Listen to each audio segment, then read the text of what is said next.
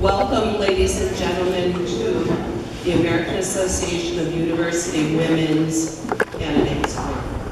My name is Jan Pengass, and I'm currently the president of the Iron Mountain Kingsford branch of AAUW.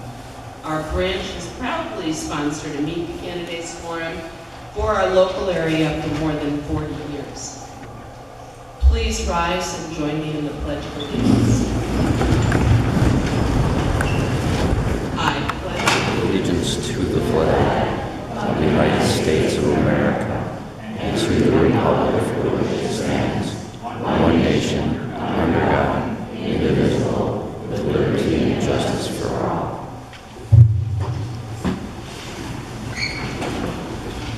I'm pleased to introduce tonight's moderator, Peggy Freeman, who is the Chief Physician's Services Officer for the Dickinson County Healthcare System.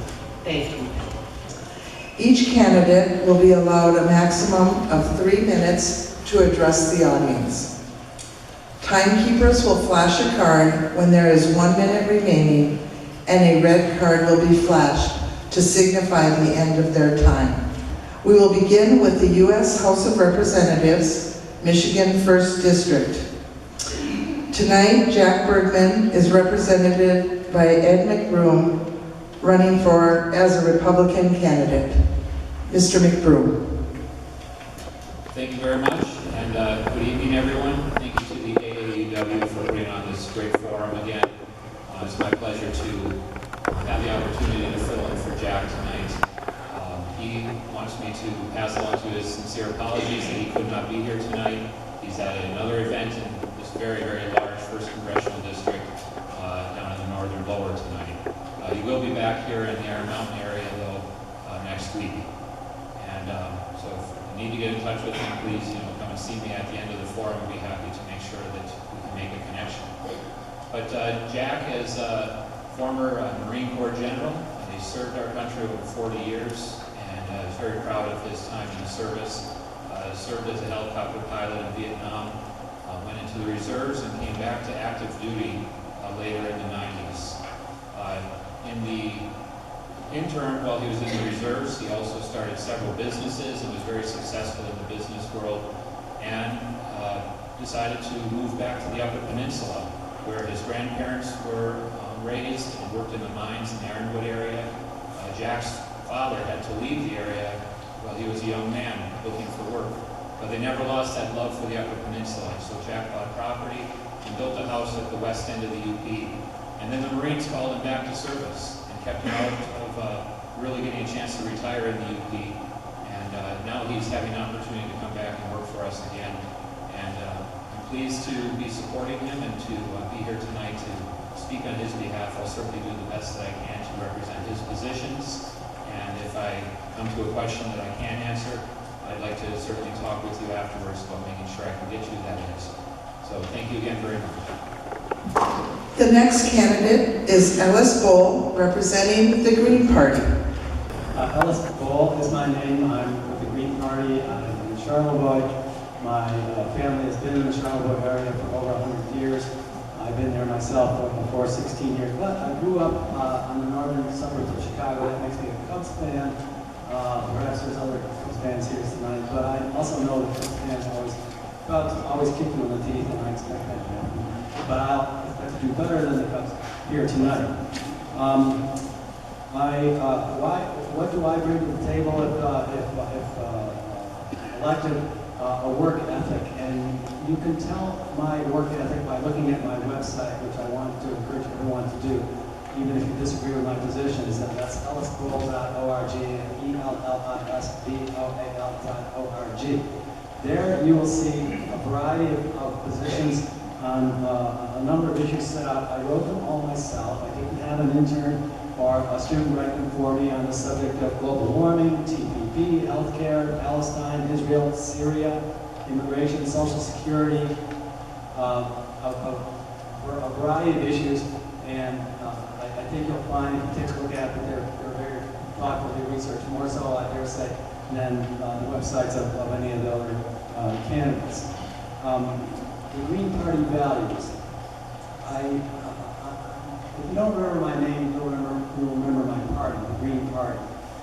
We're for the environment. I'll just tick off some of the points on the front page of my website. We're for the environment, we're for single-payer health care, Black Lives Matter, pro-labor, pro-immigrant, pro-social security, pro-choice, pro-LGBT rights, eliminate corporate personhood, stop global warming, stop fracking, stop TPP, stop U.S. support of Israel and of Saudi Arabia, close U.S. bases around the world. Also, one other point that was asked about, I oppose the death penalty.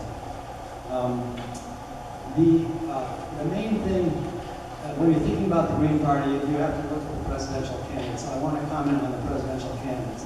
We have one candidate who abuses women, who calls for torture as a method of waging war.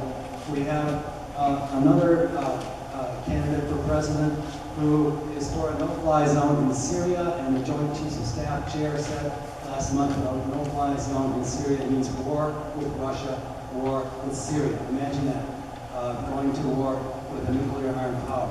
That's who we have running for president. Who does the Green Party have running for president? Jill Stein is her name, a Harvard-trained doctor. She also ran last time. And the last thing I want to comment on in my last few seconds is the Green New Deal. That's something mentioned prominently on my website. Okay, I have to stop. Let's get to that in one question. Our next candidate is Diane Bostow, representing the Libertarian Party. I need to learn how to be a rock star, I guess. Be right up on it. Smells like a beer. No, this one doesn't. It doesn't. I live in Gwynn. We have built our final resting place in Gwynn. We're in a 2,000-person town because we wanted a 2,000-person town near Marquette, a university town. And we built a house where we can have live-in help and take us through our dotage, and I don't intend ever to live anywhere else. I am a libertarian. Don't know what that means. It means that I am not a Democrat, not a Republican, although I have things in common with both. Libertarians are very, very fiscally conservative and absolutely socially accepting. We believe that my rights end at the end of my arm, and your rights end at the end of my arm. We're very frugal. And we're about minding our own business and letting you mind your own business. Libertarians have a candidate for president, Gary Johnson, and is running the bill well. They are perfectly reasonable former governors of states who left their states with balanced budgets. I would be a different thing in Congress. I would be the first libertarian ever in Congress. That would mean, I gather, that they would have to put a seat right in the middle of the room because I'm neither right nor left. And somebody asked me today, well, which caucus would you go to? And I said, whichever one was dealing with an issue I was interested in, and my people in the 1st District were interested in. I'm not interested in partisan politics. I anticipate this next Congress is going to be particularly difficult no matter what the results of this election. I would like to be the voice of reason in the midst of a group that pretty much hates each other. It's time that we have more than 2 parties, and I think that's adequately demonstrated this year. I would like to have a see 3, 4, 5, 6 parties who are smart enough to keep up with that many. And maybe we should get back to serving the people rather than fighting. Our next candidate is Lon Johnson, representing the Democratic Party. Hi, I'm Lon Johnson. I'm running to be your next member of Congress. Like you, I was raised values of working hard, playing by the rules, never giving up. That's what I learned from a family of 5 generations in northern Michigan history. I'm the 5th generation of my family to live in Kalkaska. Those values saw me through a life of work. I was one of the first in my family to graduate from college. I was in Iraq as a civilian in 2005. Came home in 2006, married my wife, and worked to invest in and grow U.S. manufacturing companies. I'm running for Congress to do three things. One, we need to protect what you've worked a lifetime for. Your Social Security, your Medicare, and your VA benefits. There are some that want to move those benefits over to Wall Street with for-profit corporations. I think slipping a middleman in there to make a profit off what you've already earned, what you've already paid for, is just wrong. Two, we need a government that is every bit as honest and hardworking as the people who pay for it, and that's us. I think it's very clear we're not getting that. On that front, we need a member of Congress that will show up and that will work. This is now the 9th debate that Jack Bergman has not attended. We've got 3 candidates here from the 1st District who've traveled all over this district to be here. We've got 11 candidates who decided they could make it here. On the issue of transparency and creating that government where we can work, Jack Bergman has been failed to be honest as well. The fact is, Jack Bergman retired from the Marine Corps in 2009 in Louisiana, and he stayed there. The fact is, Jack Bergman took a 4-year appointment from the governor of Louisiana. At the very first meeting of that appointment, he walked in and said, "I'm a proud resident of St. Francisville, Louisiana." The fact is, Jack Bergman sat on a Louisiana New Orleans school board up until April of this year, regularly attending those meetings. And he didn't list any of this on his ethical disclosure reports as required by Congress. That's not straight talk. That's not even the truth. How you campaign is indicative of how you will govern in your own board. The last thing I want to do in Congress is to create a northern Michigan and a UP where our families can stay and succeed. We need to build a place where our families can stay here. We're losing too many of our kids and our grandkids to downstate and out-of-state for education and jobs. We need to bring high-speed internet and mobile cell phone service to every single corner of the UP. This wasn't just invented yesterday. High-speed internet and mobile cell phone service is important for economic growth. Second, we need to bring our tax dollars and invest in us. Stop sending our tax dollars off to Wall Street. Wall Street's doing just fine last time I checked. We need to take our tax dollars and create jobs here, build new pipelines, explore bringing passenger rail service back, make college affordable. And last but not least, we need to create a freshwater institute to show the world how to use fresh water. Thank you. We have 2 candidates running for the Michigan State House of Representatives for the 108th District. I would like to introduce Scott Cellello, representing the Democratic Party. Good evening. Thank you for hosting this forum this evening. My name is Scott Cellello, born and raised here in Iron Mountain. My wife and I, Shelley, have been married for 26 years and reside in Iron Mountain. We have 2 children. My son Marcus is a senior at Northern Michigan University studying to be a secondary education teacher. My daughter Alyssa is an accountant at MJ Electric. Alyssa and her husband Andrew and their 11-month-old daughter, our one and only granddaughter, also reside in Iron Mountain. I've been with the Dickinson County Sheriff's Office for 30 years, the last 8 as sheriff. And also during that time, I've spent 6 years on the Iron Mountain Public School Board of Education. I'm a former board member of the Caring House, which is the domestic violence shelter here in Iron Mountain. My wife and I are foster parents, and some of the professional organizations that I've been associated with, I am currently the Secretary-Treasurer on the Board of Directors of the Michigan Sheriff's Association. I am the Chairman of the UP 911 Authority, and that is an organization or an authority that was started back in 2009. I've been the Chairman of that since its inception. All 15 counties in the UP got together to pool resources so we're able to serve our communities better and more cost efficiently. I'm also on the Advisory Council for the Public Safety Institute at Northern Michigan University. I'm the chairman of the UP Law Enforcement Advisory Committee for the Michigan Municipal Risk Management Authority. I also serve on the state board for the Michigan Law Enforcement Information Network in Lansing. I'm running for this office because I feel this district needs someone who is a strong and effective voice, a proven voice, to represent this district. Somebody who can be firm, stand strong on issues when need be, but also have flexibility and a sense of cooperation. And that's why I am running for House of Representatives, 108th District, retiring after 30 years with the Sheriff's Office. Thank you.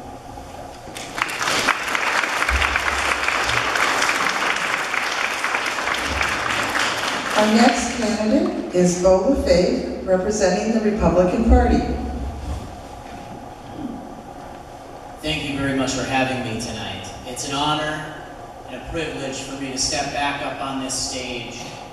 I can't recall the number of times that I was standing up here and playing my trumpet with the jazz band or singing in chorus. It's an honor and a privilege. I thank you for having me. My name is Boal, LaFave, and I'm running to be your next state representative from the 108th District. I was born in Dickinson County at the old Iron Mountain Hospital, not 2 blocks away from here. I had some significant medical complications that were life-threatening. They sent me off to Milwaukee Children's Hospital, where I spent 6 weeks in neonatal intensive care. But they sent me back home to the UP with a clean bill of health. At the age of 2, I had my left leg amputated. So I had to fight to walk. I had to fight to survive when I was an infant. And I promise, if you elect me on November 8th, I will fight for you as your next state representative. Now, I'd like to talk to you about what I'm going to do when I get to Lansing. The first thing we're going to do is make sure that our high school students can get the skills that they need to get a job right out of high school. You see, I didn't always want to run for state representative. I wanted to be a lawyer. I wanted to finish my law degree and come back home. But after 5 years of watching and hoping and praying that things were going to get better in the Upper Peninsula, I decided to do something about it. I'm going to make sure that our high school students can get an internship at a local business so they can get the skills in welding, computer information technology, construction, and automotive repair, so they don't necessarily have to go get a degree, and they can stay in the UP and work if that's the path that they want. My second thing I'd like to do, and the Republicans have tried to do this for a long time, but the Democrats have stopped us. We need to reform auto no-fault insurance. And the last time it came up for a vote, not a single Democrat, including the 2 we have in the Upper Peninsula, voted to lower your auto insurance. Thirdly, we have a problem with our electricity.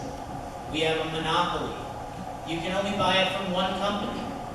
In fact, the Republicans tried to fix that in the state legislature, and not a single Democrat, including the other 2 representatives from the Upper Peninsula, voted to lower your electric prices.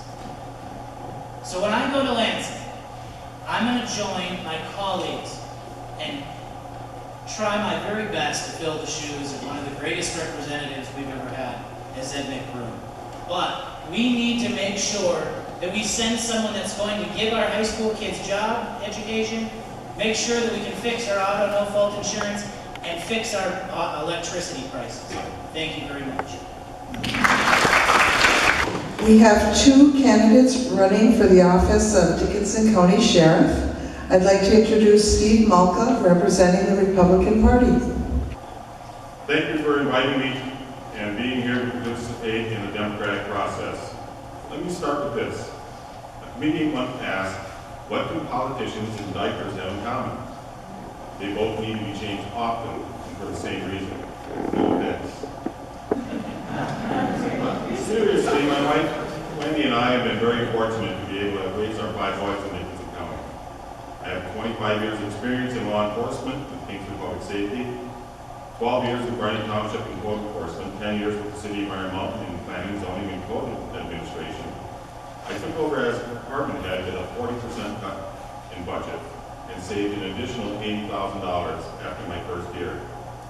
As sheriff, I will work towards a regional 911 call center. It's a long-term project. In 2014, the county estimated cost savings at $600,000 per year, and due to lack of interest in a viable site option, the regional 911 call center was abandoned. I pledge to work to develop the county 911 authority to provide for more local input and save tax dollars. I will work to develop the county as a platform for shared government resources by coordinating county, city, and township government processes to reduce duplication of equipment and software. I will work to strengthen relationships and communication with local law enforcement agencies and work to expand mutual aid agreements, a viable way to increase safety and reduce overtime costs. I will assess and organize staff development training. The greatest asset of any organization are the people working within the organization. I will focus on proper training and development to reduce risk and increase performance. I will continue to work with the Great Star Drug Task Force to help find rehabilitation opportunities versus jail. By collaborating with all assets of the community, we can have a collective impact that improves progress. Early childhood education is an important investment. Michigan research indicates that for every dollar spent on childhood education, we save $17. I work closely with the county to develop more community service projects for nonviolent inmates. I promise to connect daily with Dickinson County residents. In closing, I am honored to participate in the democratic process. I am not a politician by nature, and working full-time for Iron Mountain and part-time for Bergman Township was limited my time to campaign. I wish I could have talked with more of you. I'm proud to say that I've learned from every person I've talked to. Someone once said, politicians make promises, public servants make progress. Please vote for me as your public servant.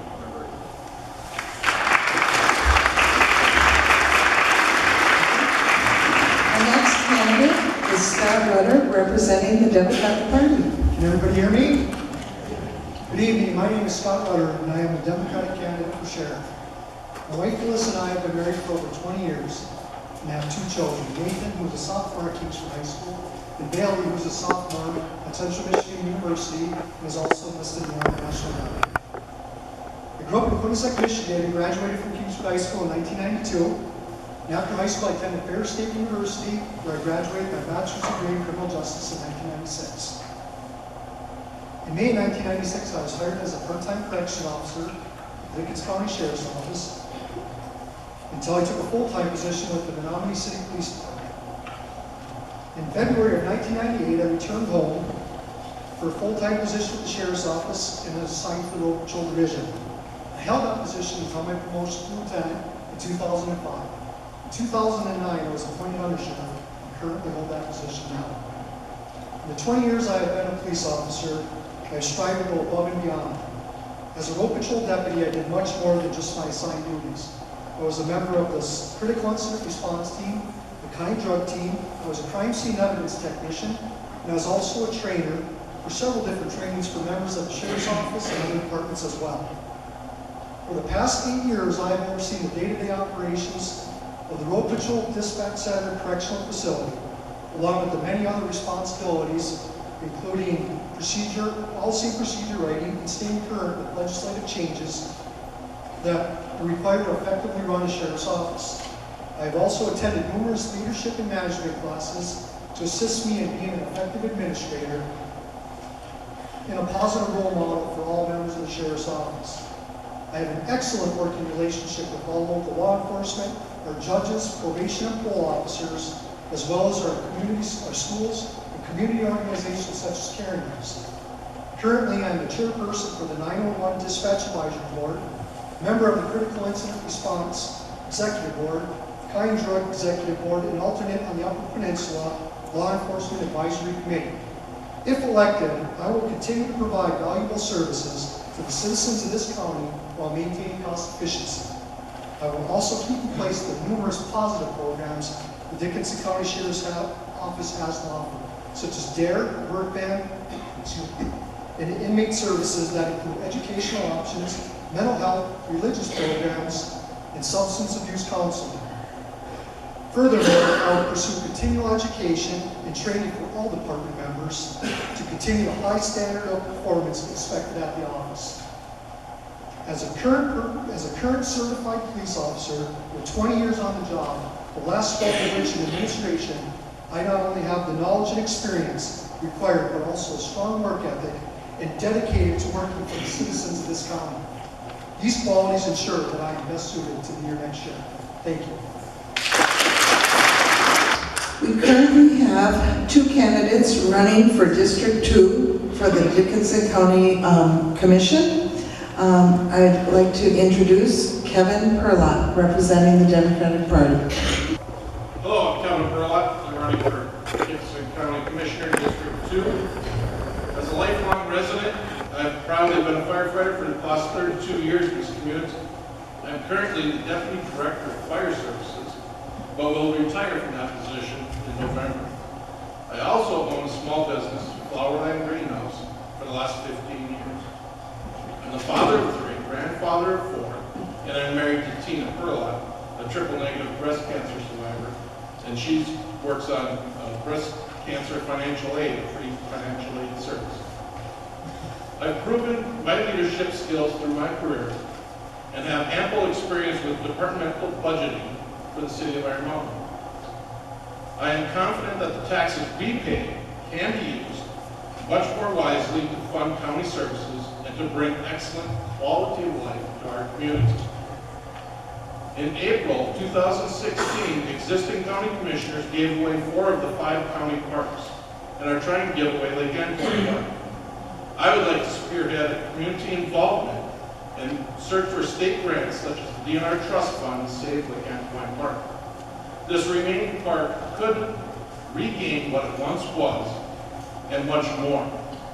It can become a financial asset to our county as well as become a flourishing gathering place for community and family events. I also believe there needs to be an adoption and enforcement of rules and regulations for county board actions and activities, guaranteeing transparency. Far too often, the public has not been aware of critical decisions that directly affect them until they are already made. I will value your ideas. We are all stakeholders in our county's future. The incumbent, Ann Martin, has been on the board for 12 years. She has been the chairperson of the Finance Committee for the last 4 years. She has had ample time to bring about fresh ideas, resolve budget issues, and make positive changes in this county. While we thank her for her service, change is desperately needed to stop any more county assets from disappearing, to regain a better working relationship with county employees and partnerships. I feel the future of our hospitals, senior centers, airport, YMCA, health department, and library are all at risk if there is not change on this board. These board members brought this to a critical point. Dickinson County is a beautiful place to live. However, it could have been so much more. With residents and county government working together, we can improve our assets, bring jobs to the area, and make a brighter future for our children and grandchildren. We want to provide an environment where they will stay and raise their families. Please vote for me November 8th. Thank you.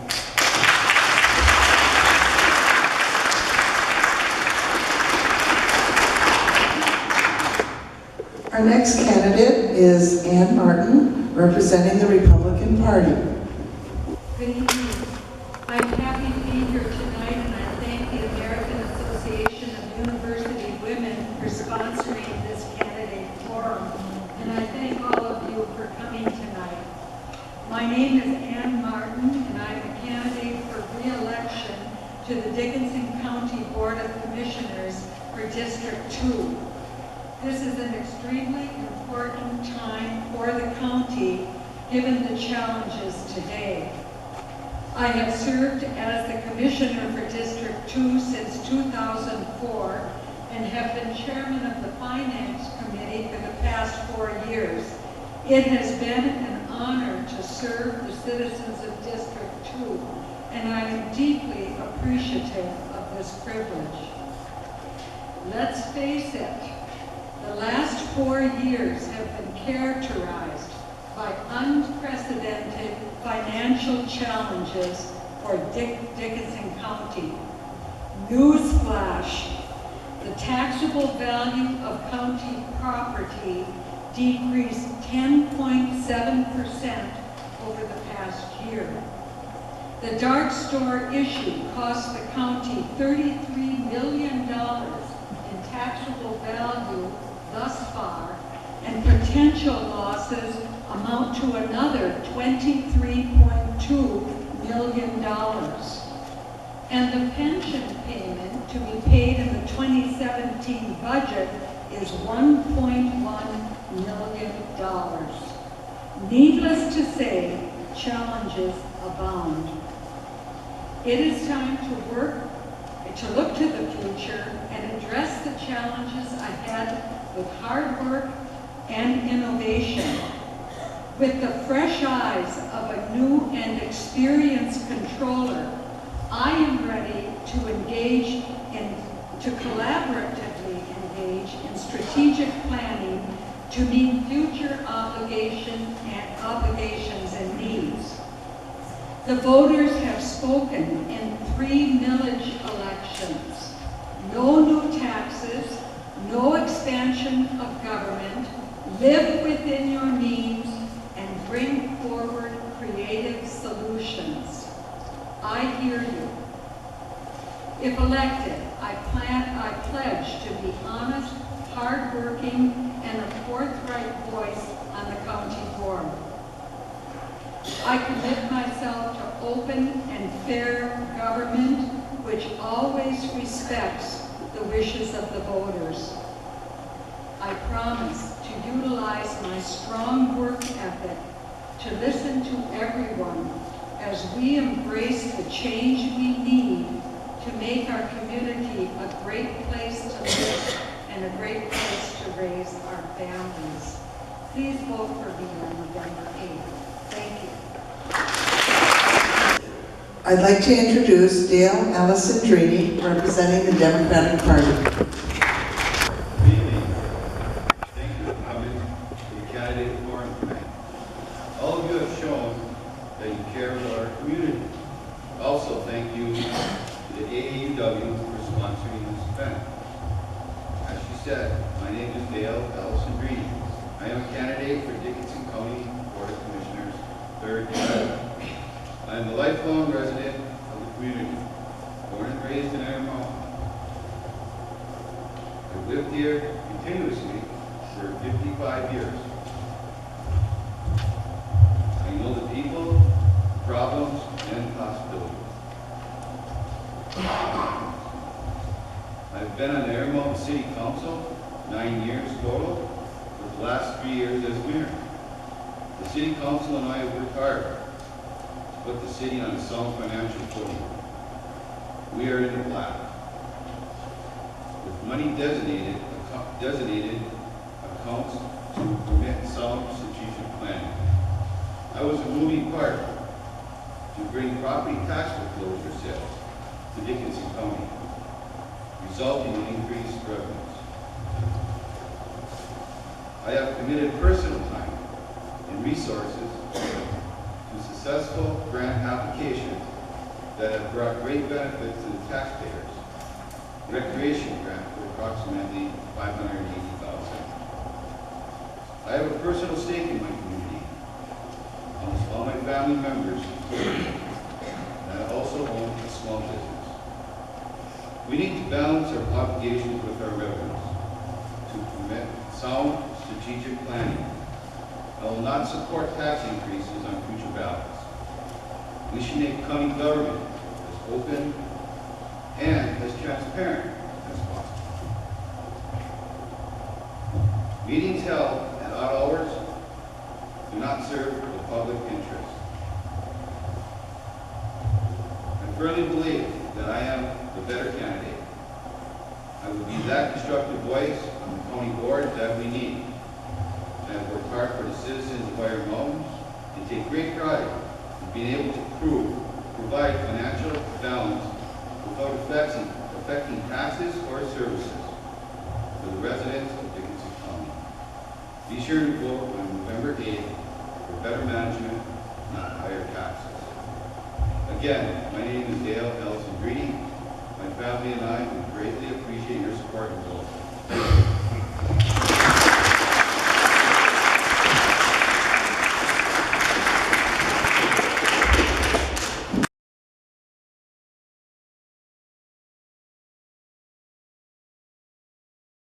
Truly, it does bear a lot of impact on our national values.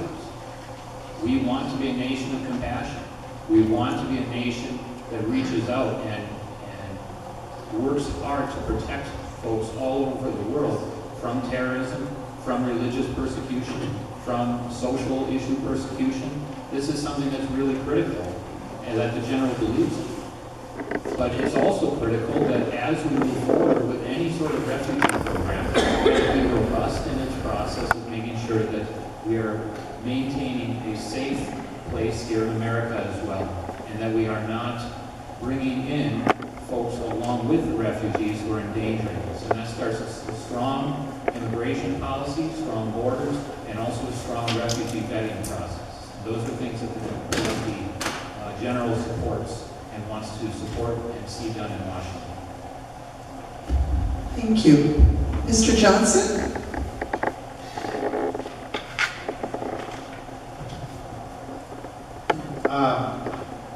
I think there's no easy answers to the Middle East.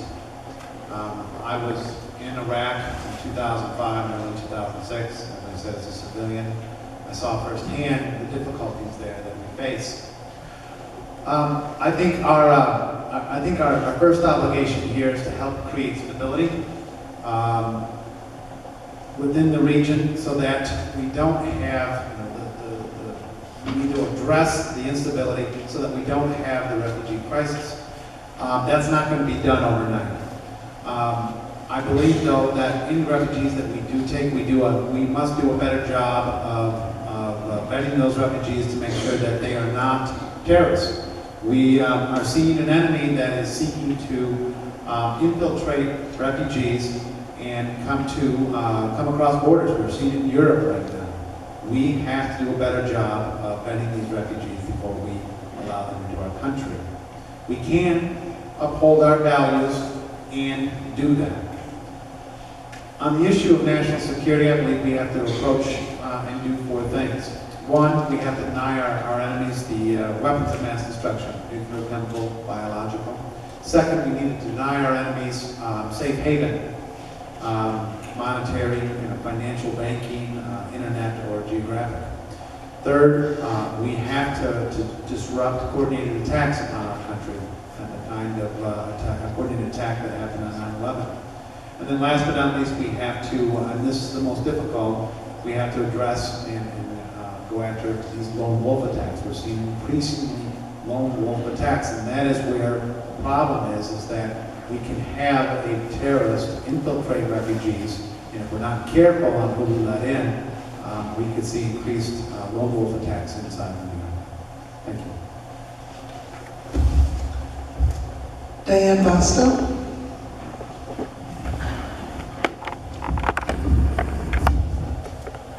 My grandparents left Ukraine out of fear of death and came here as immigrants and settled in North Dakota. They were helped in that process by the American Baptist Church. I would like to see us continue that sort of model and help people as my grandparents were helped. And we should do that at a community level and not look to the government to do it. The vetting process that's going on now is glacially slow, a perfect example of federal government at its usual. It's taking 18 months for a family to clear. I don't even know how they're living in the meantime or what it's costing to keep them there. The vetting process, at least for the ones that have come so far, has only revealed one really bad guy, and he was from Iraq. So I think we're being misled a little bit and made to fear immigrants. When I look at them, I see my grandparents.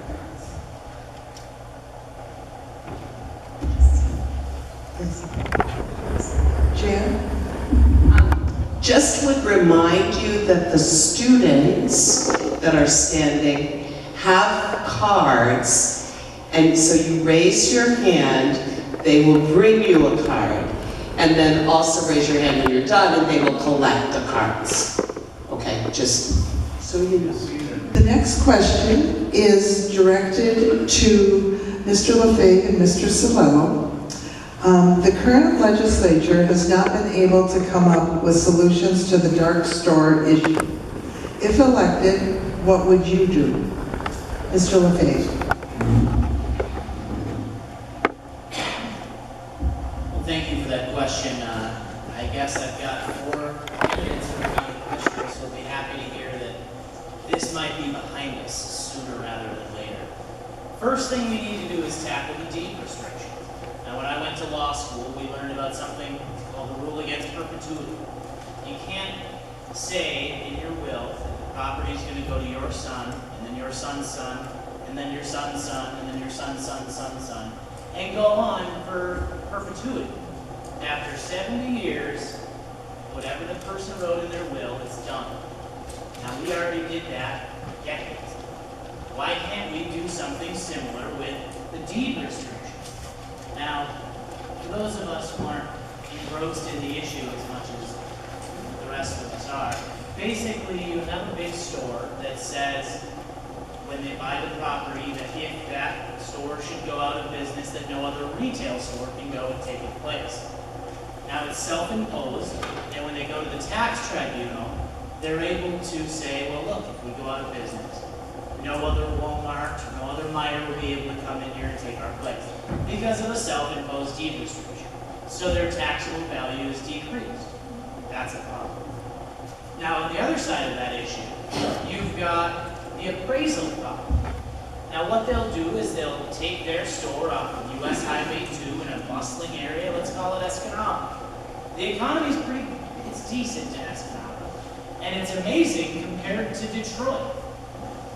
So they'll take a bunch of Walmarts in Detroit and Flint and compare them to those dilapidated old Walmarts and say, well, this is what those Walmarts are worth when they sold, so ours is likely to sell for the same amount.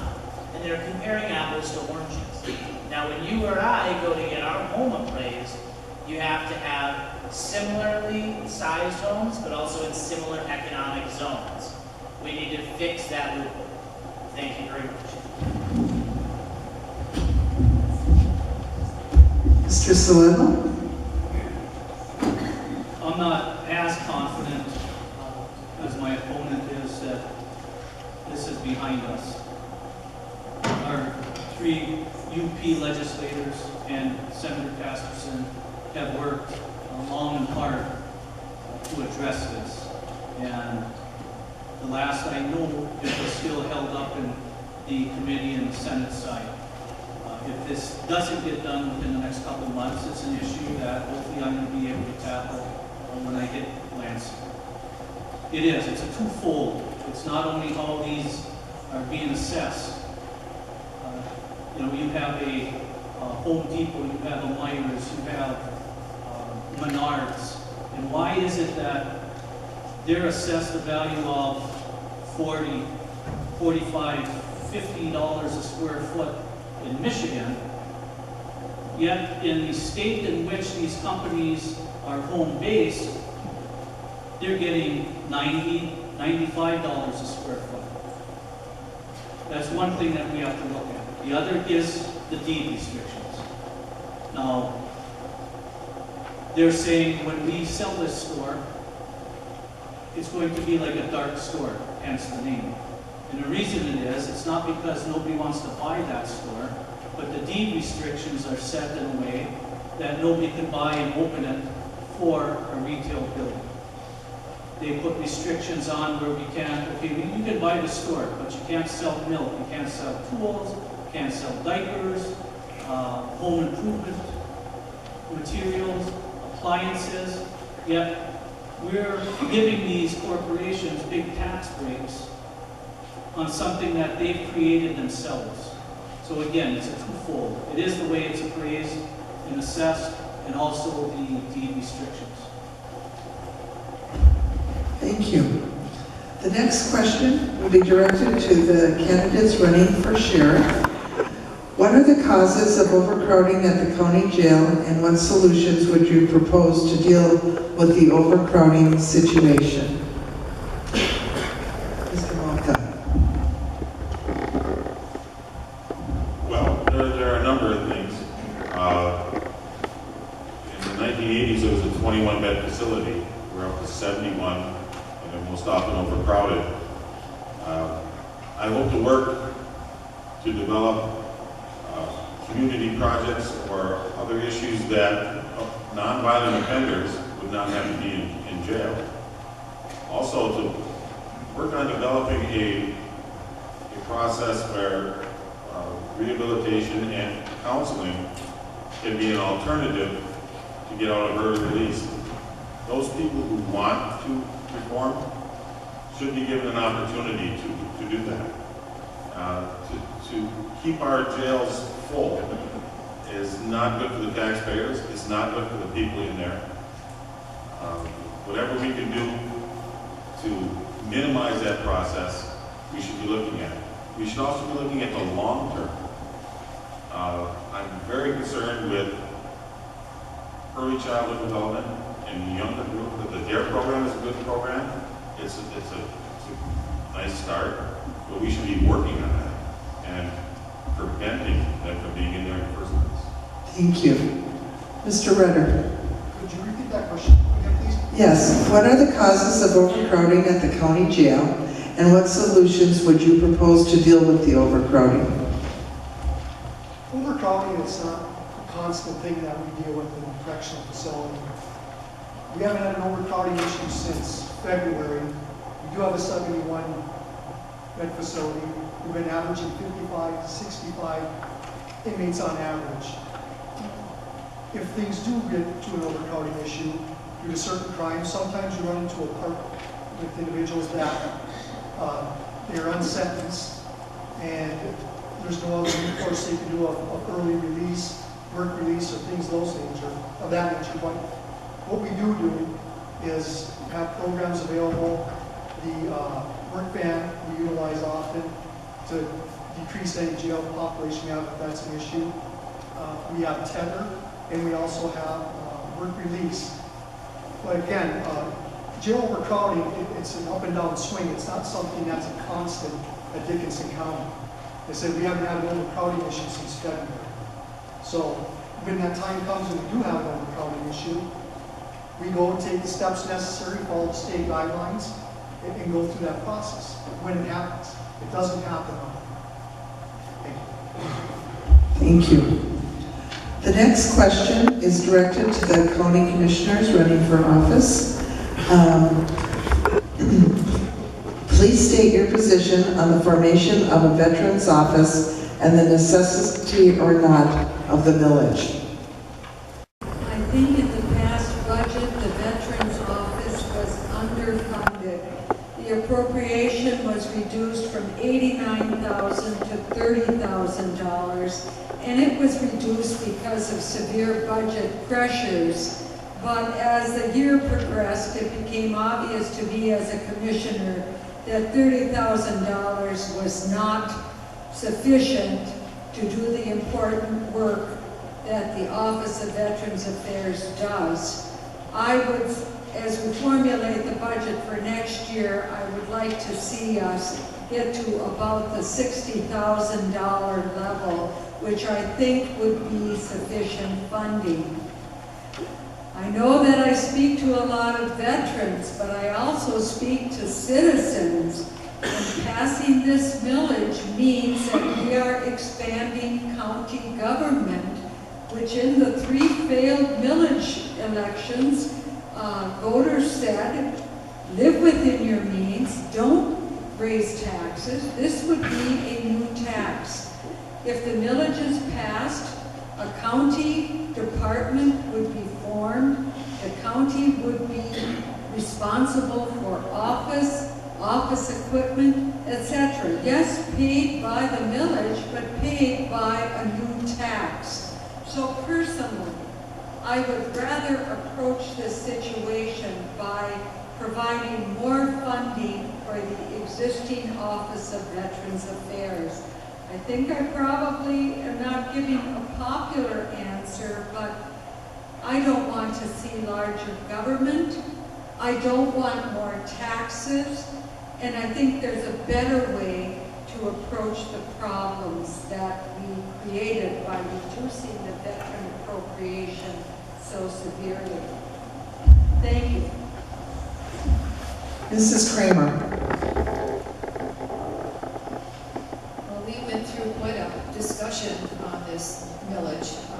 There was a past history of having the county allocate funding to the Office of Veterans Affairs, and that money had to be pulled back because they were not authorized to receive those funds because they were not a county agency. The veterans came to us and said, please, please, please, can we just try? And I guess, you know, if the voters are going to support the veterans, that's wonderful. Like Ann said, it is a new tax. We have to find office space. We have to worry about possible benefits. We may not be able to staff that office full-time with a full-time person. That may have to be 2 part-time people because of the way the tax structure is. There's benefits involved. I mean, there's a whole bunch of stuff. But if the people choose to pass that millage, then I will support whatever they do. If we can come up with some extra cash, if millage does not pass, it will go to the veterans. Thank you. Mr. Pirlot. I don't need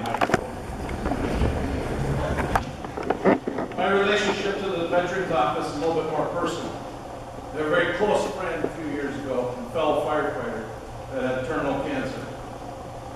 His fellow firefighters worked his shifts for 1.5 years while he was going through treatment. He lost that battle, unfortunately, but beforehand, he ended up on disability pension. His disability pension was $700 a month. Of the $700 a month he had to live on for the remainder of his life, he had to pay $350 a month for insurance, health insurance. So none to say he didn't pay his electric bill, he didn't pay his gas bill, he didn't pay his mortgage bill. We met fundraisers for him left and right, gave everything we could for our brother. Our brother happened to be a veteran, Navy veteran.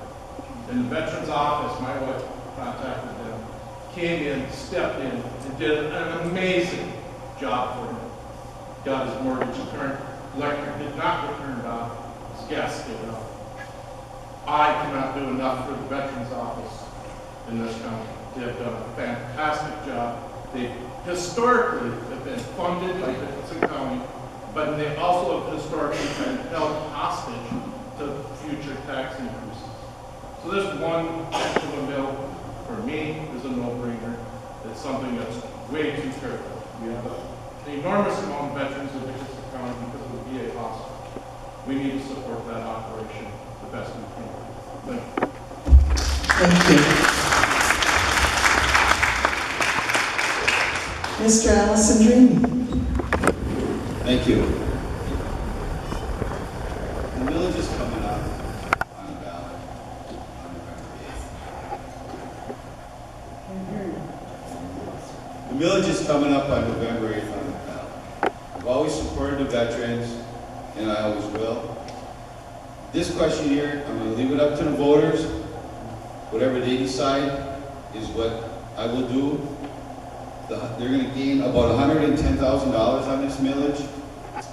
Out of that $110,000, they're going to have to budget their office.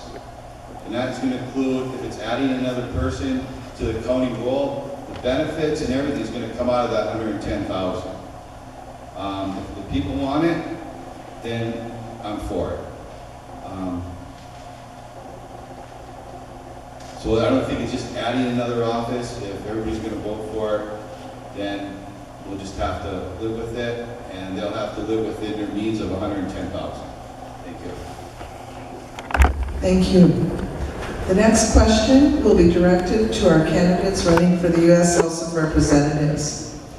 As someone heavily invested in the arts, what are your plans to reverse the national trend of massive funding cuts in schools and community funding? Mr. Boal.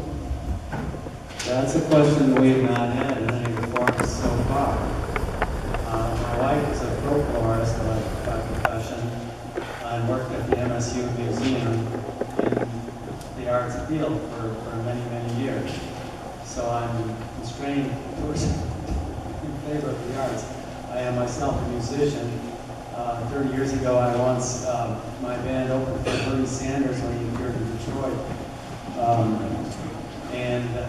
So I'm sorry I can't be more specific than that because I'm not familiar with the issue, except that certainly I'm in favor of funding the arts. Thank you. Mr. McBroom.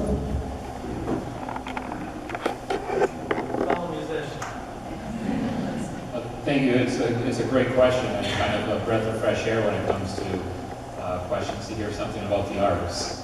I think most of you know where I stand on that and my history and background as a musician, but you may not know that General Bergman is a musician as well. He's a percussionist and a very proud percussionist when it comes to that. And when it comes to national education policy, something that the General is very determined about is that more of that power when it comes to education be granted back to the states. And whether there are block grants that can come from the federal government to help support that or not, that remains to be seen. But certainly what the federal government spends money on right now when it comes to education is not promoting arts or better learning oftentimes, but is simply creating additional bureaucracy. In Michigan, we receive over $1 billion a year from the federal government to run the Department of Education, which then uses it as a giant slush fund to run programs and promote people who go around to make sure that the schools are in compliance with the money that they got from the federal government. And so you have 3 or 4 full-time employees making sure that all of the schools in the state are in full compliance with, say, a school lunch program. And then 3 or 4 employees who are checking out to make sure we have full compliance with some other program that the federal government has. These are not good uses of our dollars. And so the General supports seeing that money given back to the states, and I believe as a musician, we certainly love to see the states promote education in the arts, but believes that that's really a decision that should remain in the hands of the states. Thank you. Thank you. Mr. Johnson.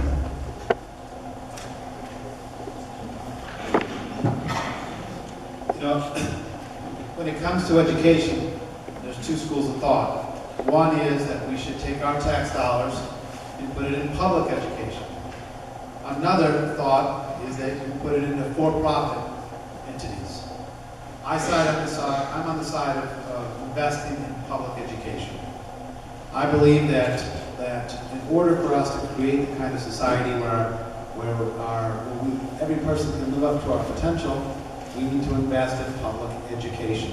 It is by design what we're seeing in Michigan and from some in the federal government to cut public education, cut it, and cut it. In the last decade, we saw $1 billion in the state of Michigan taken out of education to give tax breaks to corporations. That money doesn't come back to us. It's time that we had a member of Congress that recognizes that we need to invest in us, not to send our money off to corporations or to Wall Street. We have over 30,000 students here in the 1st Congressional District. We have over 100 school districts. Our districts, our rural districts, rely disproportionately on funds from the Department of Education, Title I funds and IDEA funding. Those funds are important to our school districts. My opponent, Jack Bergman, seeks to abolish the Department of Education. I don't believe in that. I believe we need to double down on public education and take our dollars and invest in public education. I think, additionally, that some people want to see public education cut so that your classrooms are more crowded. Extracurricular activities are cut. Busing services are limited. So parents will pull their children out of public education and put it in a private education. We need to invest in public education. I will always side with public education. Thank you. Ms. Bostow?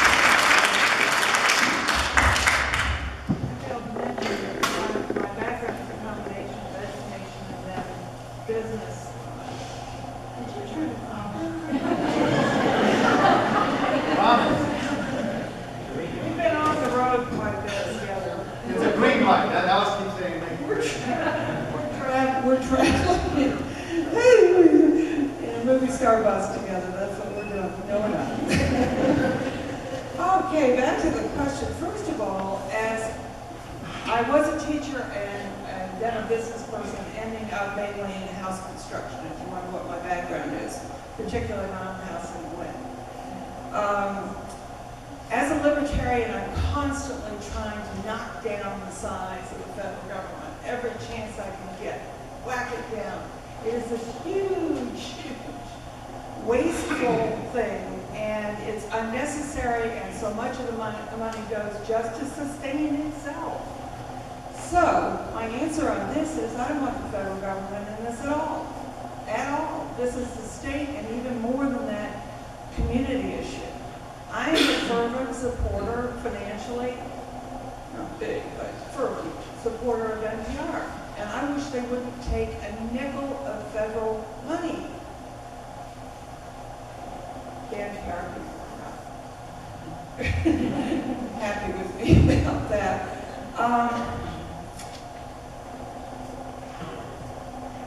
Hear this. Now this is going to sound wild and crazy, you know, when there's wild libertarians. I don't want a Department of Education at all. I don't think we need it. It's expensive, and when you talk about the cost of compliance, it is immense. And we haven't always had a Department of Education. That's just been since Jimmy Carter. These are not things that are set in stone. We lived without them before, we can live without them again. So that's going to be part of any answer you get from me, is reducing the size of the federal government, bringing the power to the states, and as low as we can to the communities. I have some projects I'd like to see experimented on in Wynn, just to see what we could do to handle our own affairs and get the feds out of it entirely. Thank you. This next question is for Mr. Cellello and Mr. LaFave. What is your opinion of the pipeline under the Straits of Mackinac? Mr. LaFave?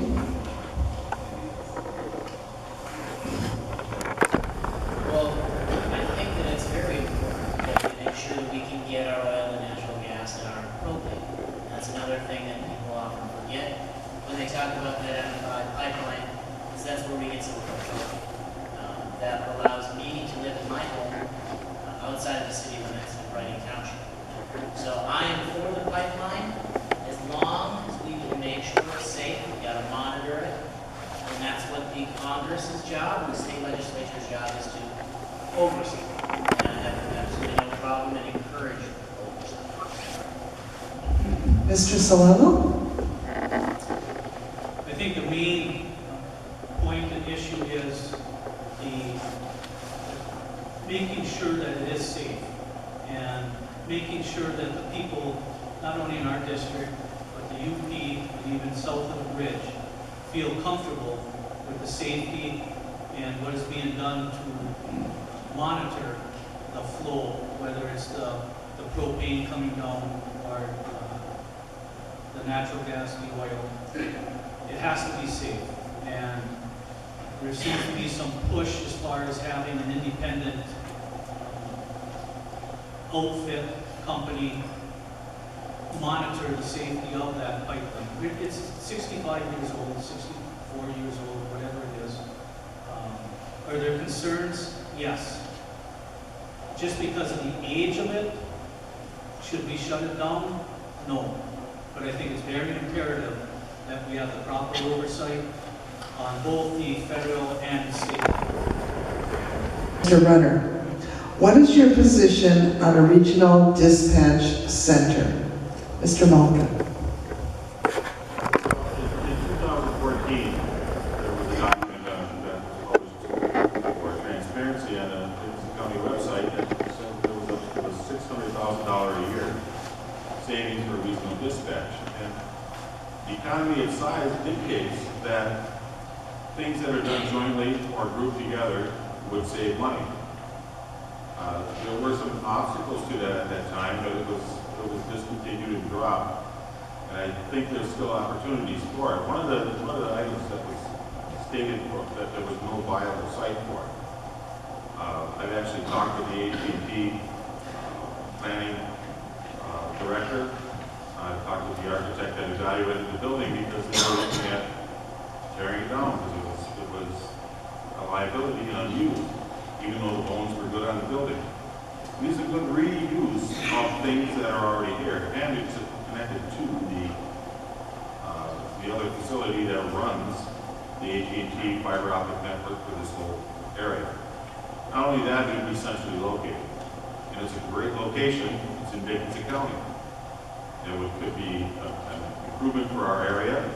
It could save money. It would save space in the jail. It could be utilized for other things, for counseling, rehabilitation, protective custody. I think it's a long-term project because things have been recently updated. I think it was a missed opportunity, and I think that it's something really working hard for the future. Thank you. To the county commissioner candidates. Oh, excuse me, Scott.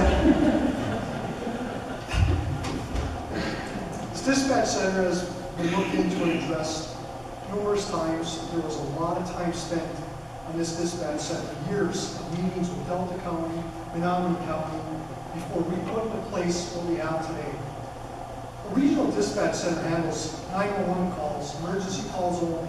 That's it. They don't handle administrative calls. Our office handles over 30,000 administrative calls a year, some of which are emergencies, accidents, domestics, break-ins in progress that aren't 911. You still need people there to man those phones. That's all 911 Regional Center does, is handle emergency calls.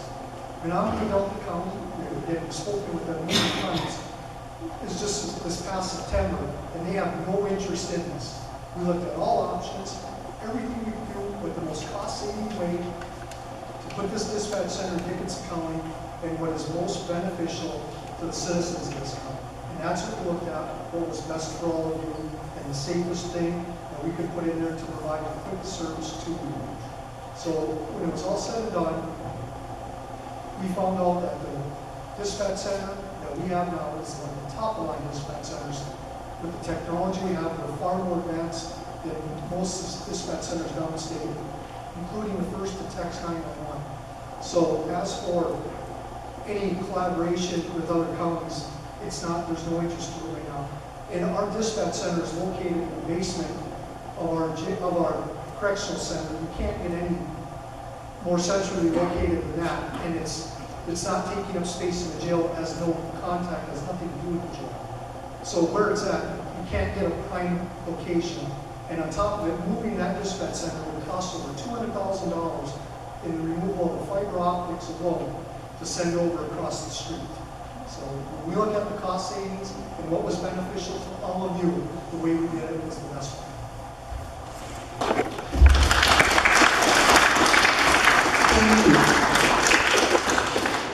To the county commissioner candidates, what would you do to improve Lake Antoine and how would you pay for it?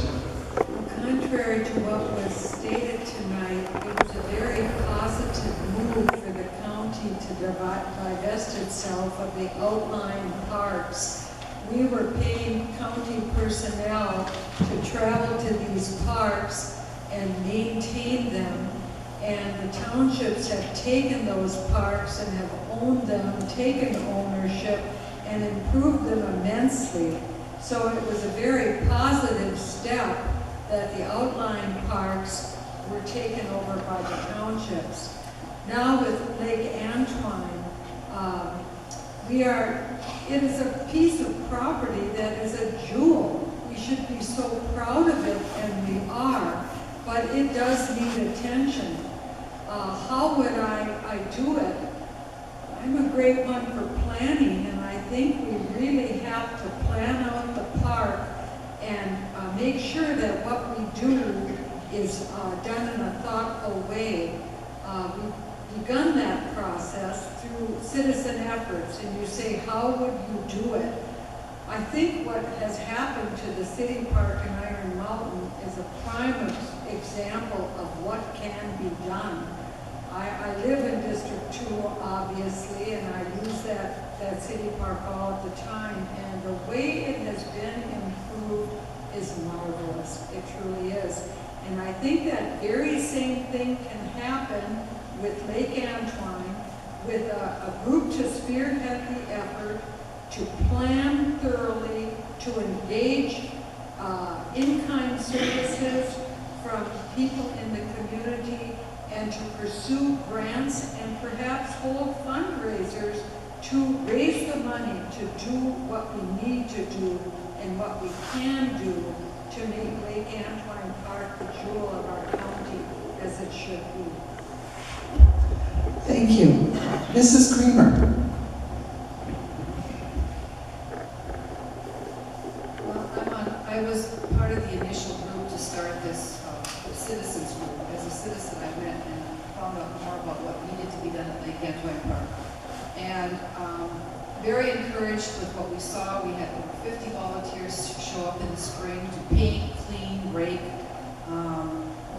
We rescinded the $5 park fee this year as commissioners because we felt that it was a detriment and it was keeping people from coming to the park. We encouraged Mr. Sacchetti to open the concession stand this year, and we had a small amount in our budget, and we actually encouraged him. We helped him with some of the supplies. I wrote a grant for the park, and it's called a placemaking grant through the QPAD organization, which is Central UP Planning and Development. And it was a small grant, it was a matching grant, but we came up with money enough to add a half-court basketball court. And now we're looking forward to doing more. And like I told you in my opening remarks, I want to continue with this project. I want to continue to form a nonprofit. And I don't know if it's going to be called Lake Antoine Park Partners, but I want to give Mr. Ellis kudos because he was the one who helped finish that basketball court. So that goes with him. But I want to continue to write the grants. We've got a lot of ideas, including kayak and sailboat rentals, beer gardens, more music events, and your ideas and volunteer efforts for Lake Antoine are welcomed as well. Thank you. Thank you. Mr. Pirlot.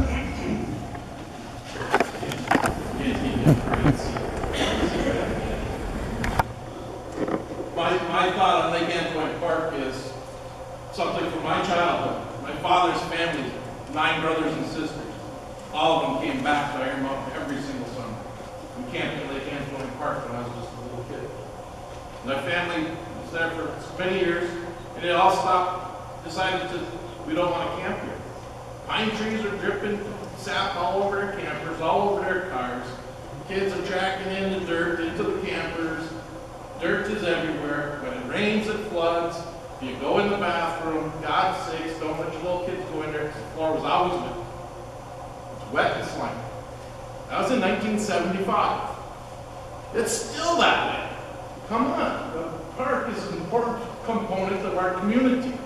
We need to fix it up. What would I do? I would follow Mayor Rosen's idea, Mayor Ellis on City Park, DNR Trust Fund.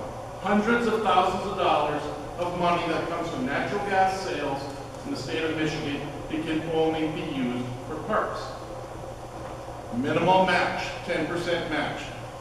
To get $300,000, if we can't do fundraisers to get $30,000 to match it, to start rebuilding our park, then shame on all of us. There's no reason we can't do that. My focus is restore camping. Camping provides for the funding for the long-term viability of the park. The park pass, 10 years ago, I ran for the same office and argued against doing the park pass. Said it's going to drive people away, and it has. We finally got rid of it. We can get people back in and start using the park. But we have to start over. It's a business. We're in the business of selling campsites. We drove away our customers by increasing the cost. I own a business. I can't just raise the price of my product. People will stop buying it. People stop camping. We need to change that. Thank you.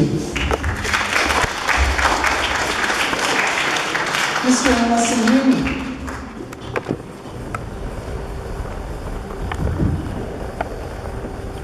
Good question. I was heavily involved in Iron Mountain City Park. At the time, Mayor Bruce Rosen, he was the mayor. And we got a grant for about $580,000, and we had to come up with a match. So we did. We started Friends of the Park. That's what I like to do with Lake Antoine Park. Screamer she did have money, she wrote a grant. They were a little short on the money. I volunteered my time, like I always do. I put my foot in my mouth and end up doing it, and I always do it. And I volunteer a lot of time. I was out there, we poured it, we farmed it, and Lake Antwerp would be a jewel. I mean, it's like Iron Mountain City Park. There's a lot of money out there in different grants. We got to apply for them.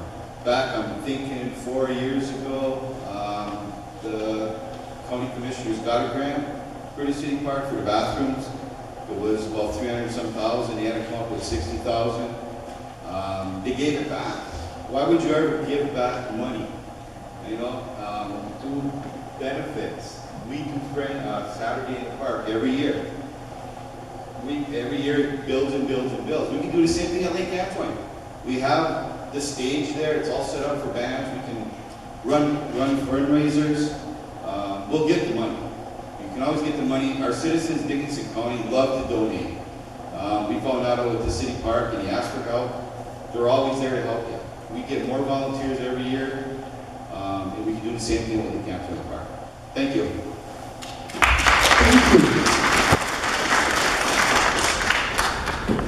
Returning to our congressional candidates, it was mentioned in the opening statement about revisiting rail transportation. The UP could benefit from this. What would you do to improve both rural and city transportation in the Upper Peninsula? In general, I'm a supporter of mass transit.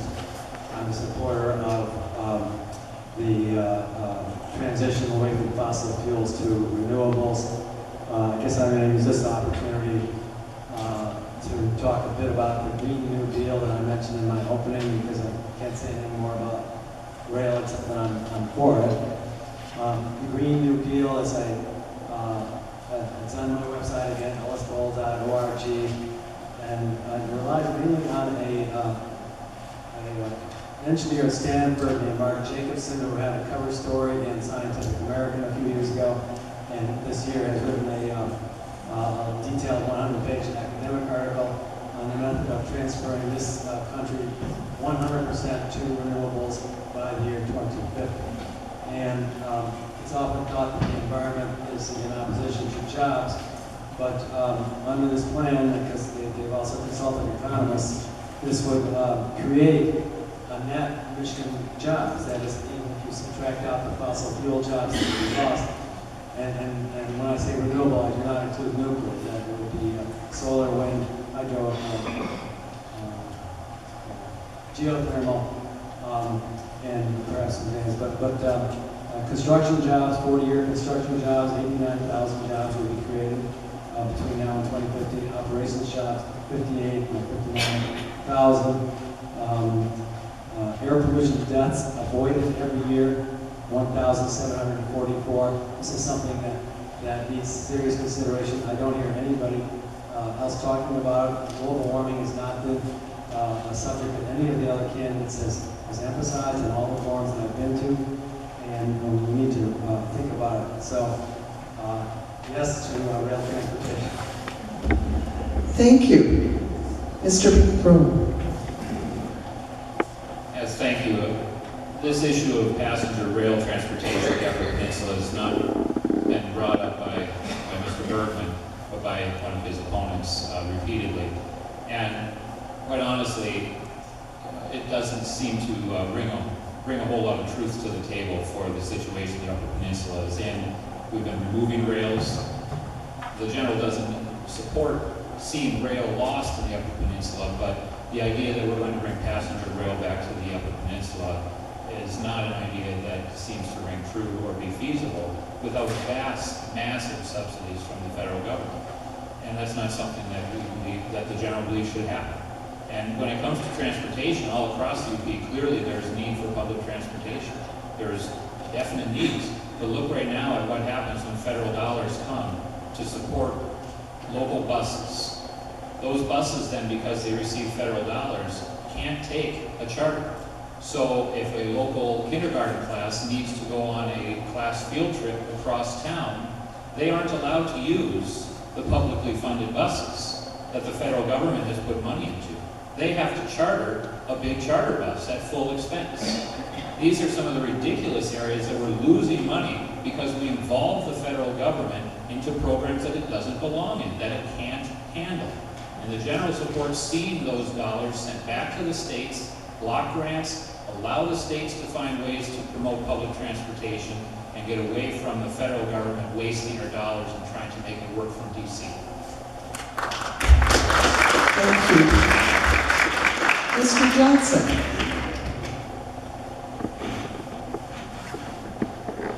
You know, we've always led the world here in northern Michigan. We led the world in international trade, fur trade, in the 1700s. Then we led the world in mining, copper and iron ore. Then we led the world in lumber. We helped build the American West. We did that because our forefathers came here and looked around and said, what do we have? Well, we've got good land, we've got the Great Lakes, we've got the hardest working, most innovative people on the planet. And how do we put that all together to build a place where our families can stay and succeed?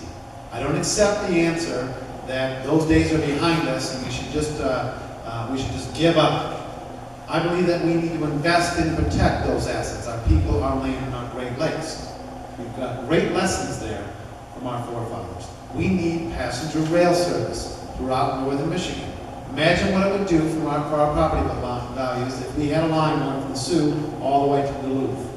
Thursday through Sunday service. I'm not talking about billion-dollar bullet trains.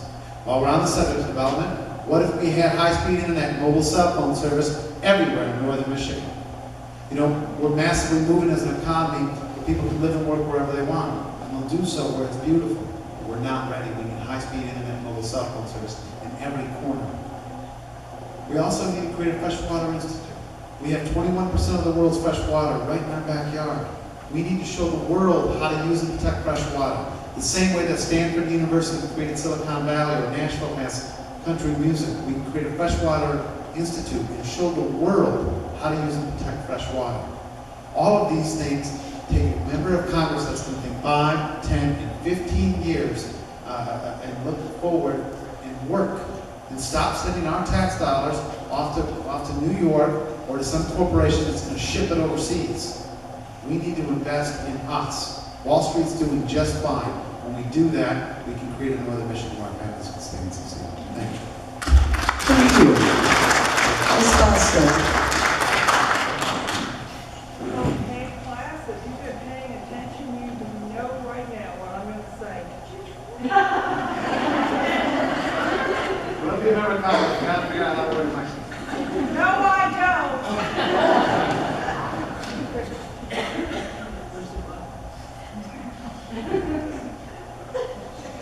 Anyhow, we have a $20 trillion debt, and we're talking about trains. My husband and I have one car because we can afford one car, okay? When I go campaigning and leave him home, he's in Gwen with a bicycle. I could get another car. We could have one by noon tomorrow. We have excellent credit, but we can't afford it. We have to think that way about, it's not the government's money, it's our money. Out of our pockets and into their pockets. So we need to listen very carefully. When the word invest is used, that means take taxes from over here and give them over here, and the people in between, it's never made clear that that's what they're doing. I want transparency, I want frugality. The size of the federal debt, which I call the federal credit card, is unsustainable. It's as though we had an income of $22,000 and we're spending $36,000 every year. That is not sustainable. So I don't think we need to be looking for new stuff to spend money on. Thank you. This question is directed to Mr. LaFave and Mr. Cellello. What are your thoughts on Common Core?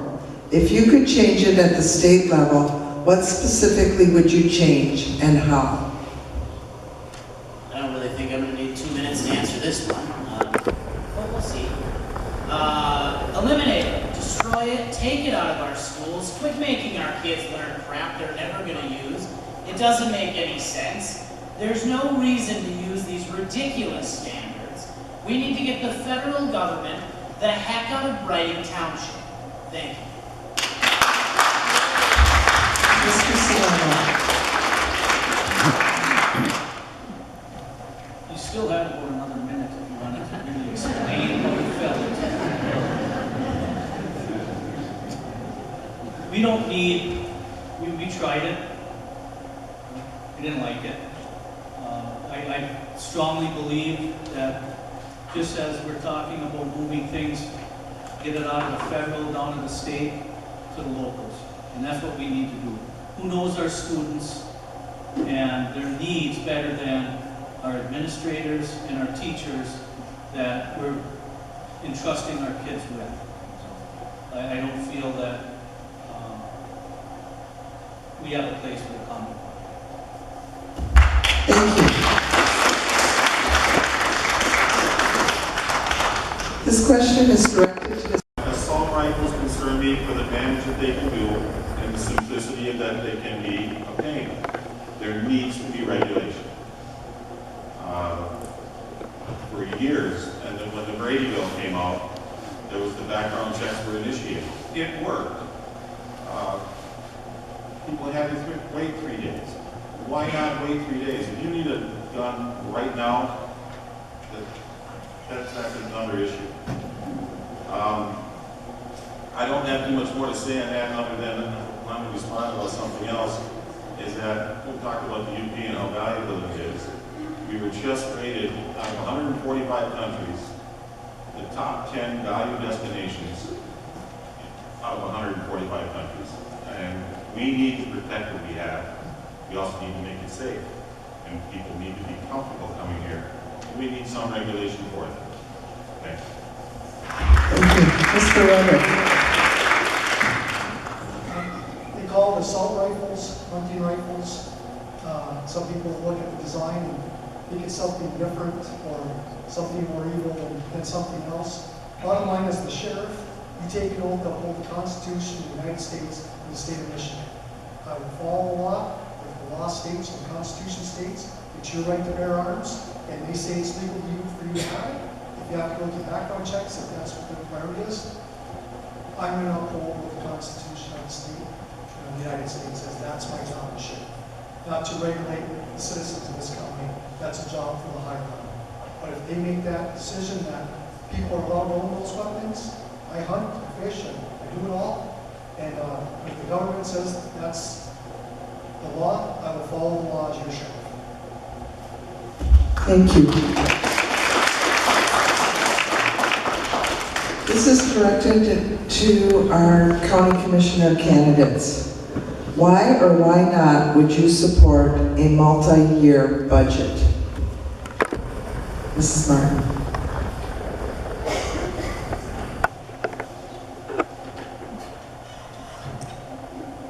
Well, I would definitely support a multi-year budget. I don't see why you would not. To forecast your revenues, forecast your expenses, and to plan out. That's what strategic planning is. So definitely I would support and work toward formulating a multi-year budget.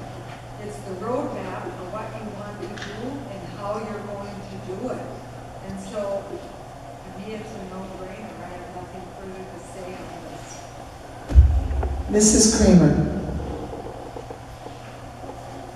Well, I have to agree with Mrs. Martin. I mean, you know, it would be nice to have a 5-year budget or a 4-year budget or a 3-year budget or at least an outlook or a plan. Sometimes we just don't know what's coming around the corner, and the last 4 years have been extremely difficult. I can't stress to you how much of a struggle it was for us to come up with a balanced budget, and by law, county budgets have to be balanced. We cannot go out and get another job and ask, or, you know, bring more money in any other way. We are dependent on the taxpayers, and we are dependent on property values, and when the property values go down, our income goes down, and we have not been able to find a stable point yet. I think we're coming close, and with a new controller, I think we probably have we'll have a very good plan in place. But for right now, I would support a long-term budget. But right now, we're still working on this budget, and we're still about $18,000 away from balancing the budget. Thank you. Mr. Pirlot.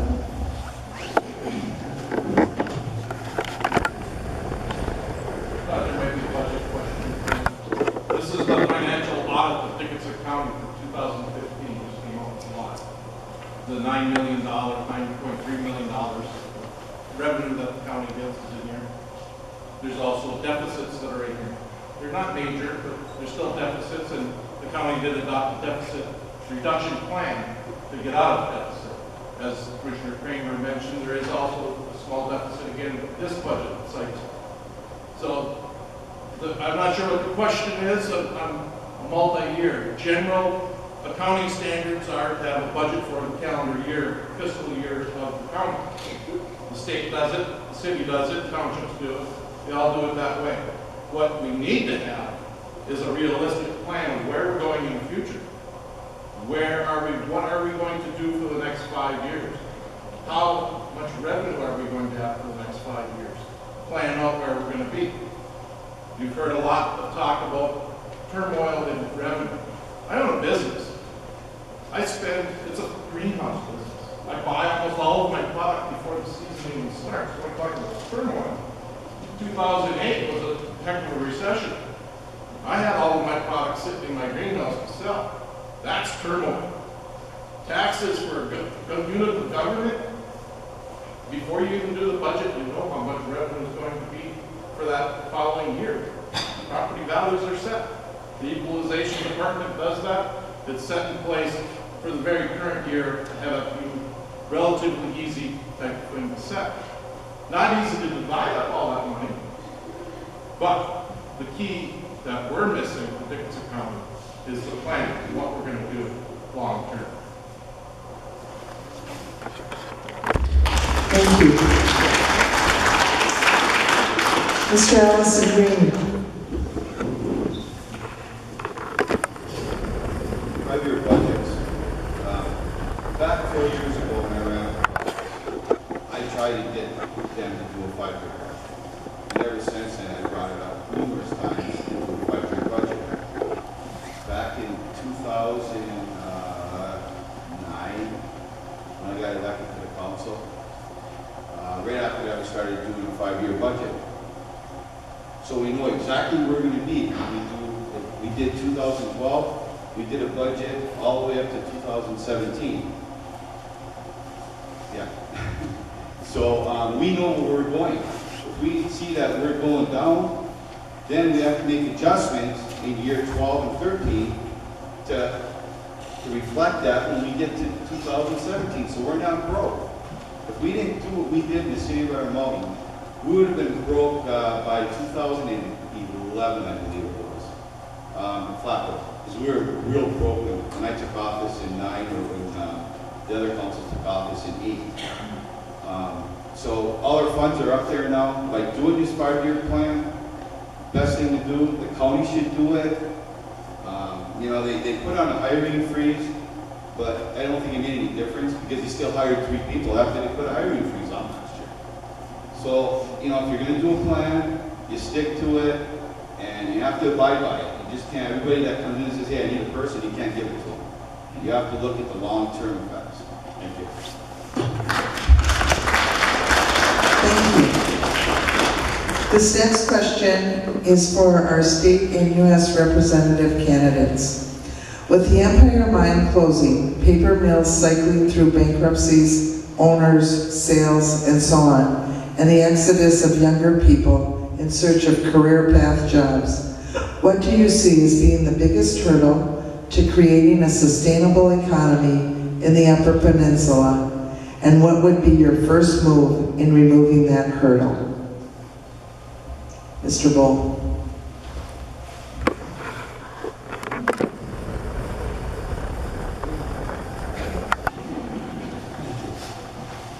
Okay, I mentioned the Green New Deal earlier, and so I again refer you to my website and all the 40-year construction and operations jobs that will be created.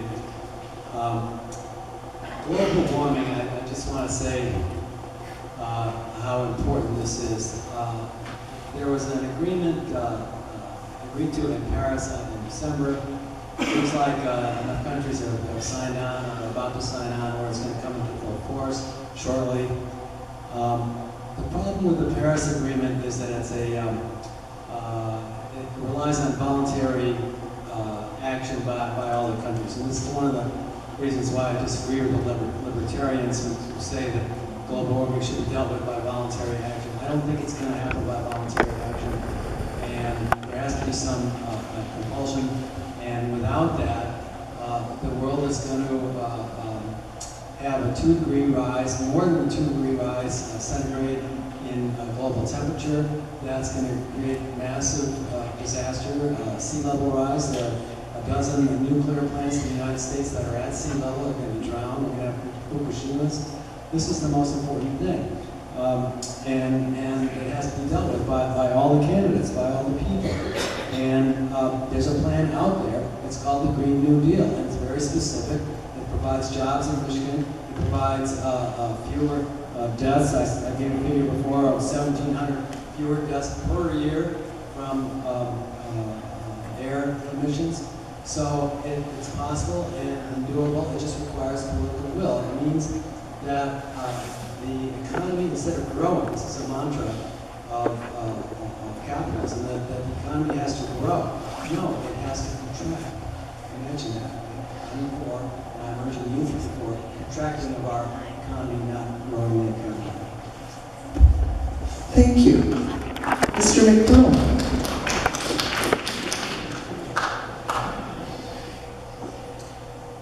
Thank you. Well, it's a very difficult question to take and just boil down to one thing that is hindering. But I would say that I and the General both have spoken on this, and one of the primary, and I believe the most primary thing that hinders growth is the energy crisis the Upper Peninsula is facing.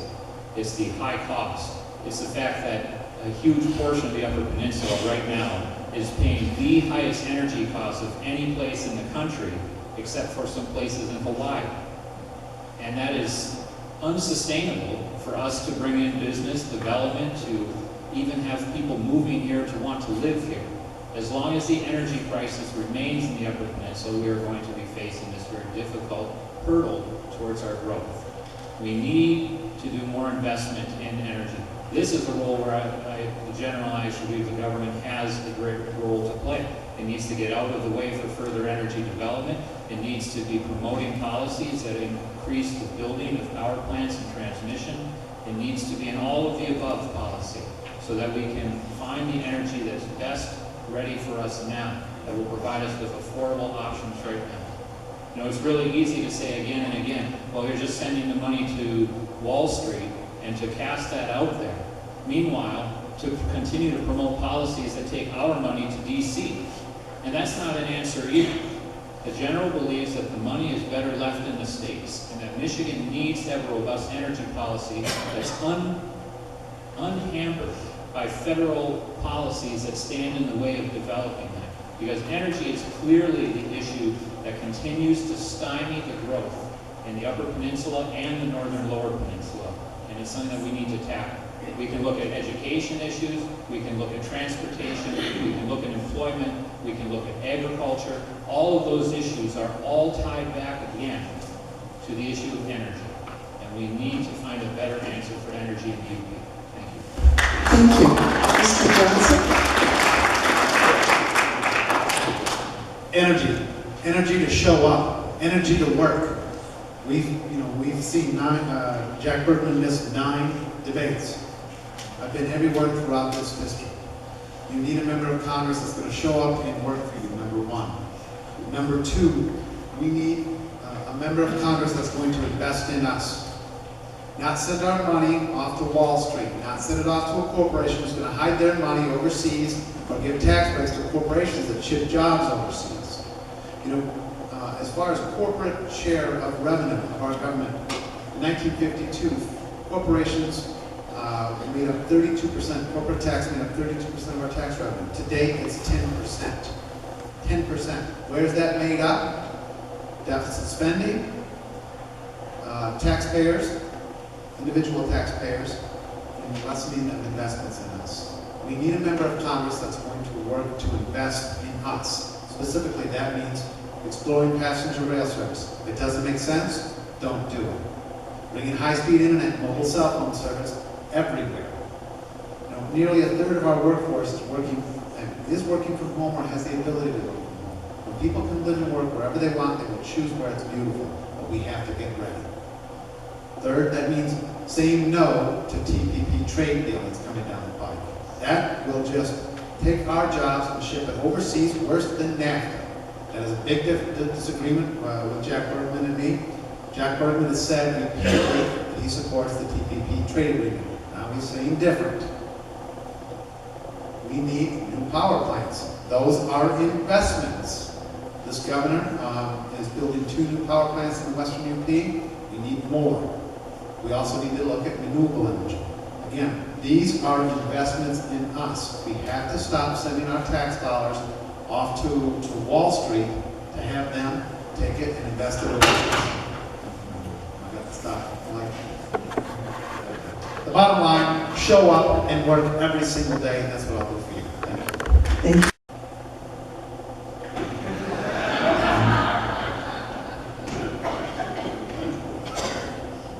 I want to go to Congress and use all my persuasion to get businesses to come and have a look at coming here. I want to be the congresswoman from Gwynn. I want to be known as that and have people say, where's that? And then I say, the Upper Peninsula. And they say, where's that? And I say, well, in fact, I was thinking, I have a little tattoo done on my arm here, so I go like this, and this would be Upper Peninsula here. And not pay businesses to come. You know, don't use federal money to pay businesses. Get them to come and see that we are a frugal, hardworking, honorable people. Money spends well here compared to the rest of the country, let me tell you that. I would invite them in February. I would. Because, well, see, I'm a downhill skier, see, and so are a lot of other people from other parts of the country. I would ask, one of the things about being the only first Libertarian in Congress, I would get a certain amount of attention, I promise you that. And I would use that to represent the district. Thank you.